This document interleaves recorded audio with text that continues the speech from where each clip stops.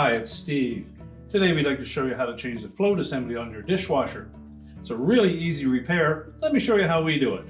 Now, to change the float on this particular style of dishwasher, we'll begin by opening up the door, remove the items that are in the bottom rack and the bottom rack, and just set that aside. That'll give us better access to that float assembly. Just lift straight up on it. If it comes out easily, but is missing the little nut on the bottom, we'll want to check to see where that is at. If the nut was still intact, we would simply drop the new one into place.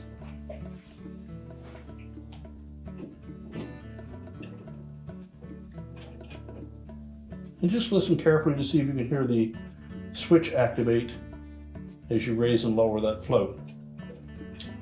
If you don't hear that switch activating properly, we'll then need to remove the access panel at the front and check to see what is jamming that float actuator.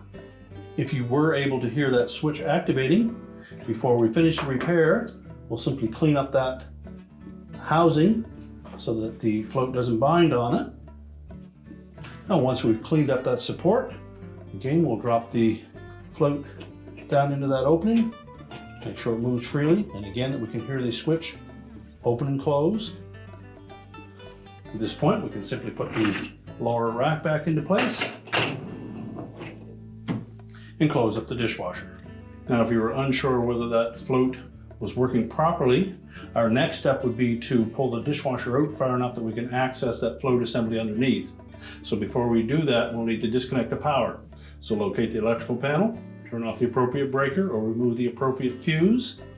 If you need to pull the dishwasher completely out of the cabinet, you'll need to disconnect it from the bottom of the countertop. And we'll also want to take off this access panel on the front, 2 screws on the top and 2 underneath. Once we've done that, we can access that housing. So to remove the access panel, we'll note that there are 2 screws on each side, one above this upper panel and one that secures the lower panel, and the same on the opposite side. So we'll simply need to remove those. They're typically 1/4-inch hex head screws.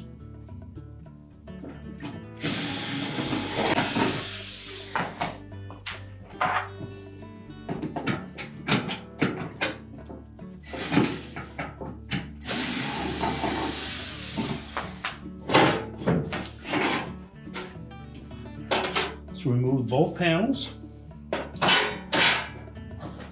And tucked in behind is the float switch assembly. Now, it's held to the bottom of the dishwasher with a single 1/4-inch hex head screw. We simply need to remove that screw and drop the assembly down. Now, we've pulled the dishwasher out to give you a better view of where that screw attaches the float housing to the bottom of the tub. We would simply reach in from the front, remove this 1/4-inch screw,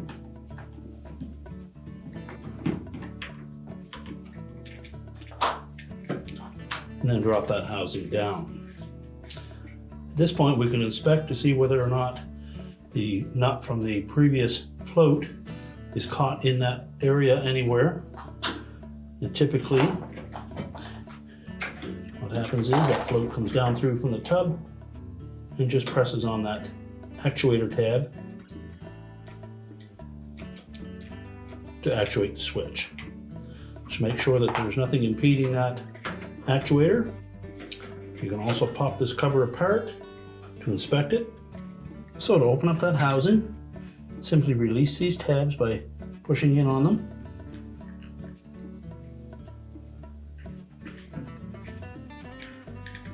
And then prying the 2 halves of that assembly apart.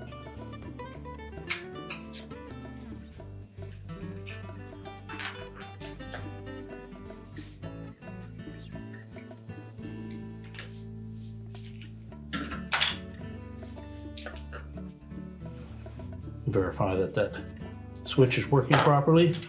There's nothing caught in there. And reassemble it. Line up the tabs.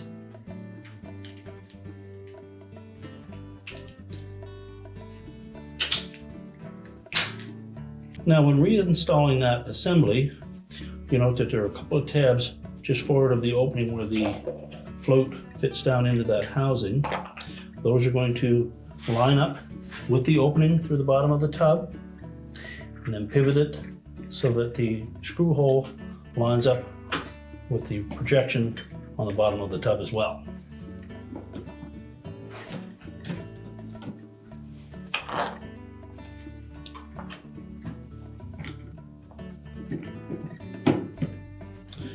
And secure it with the screw.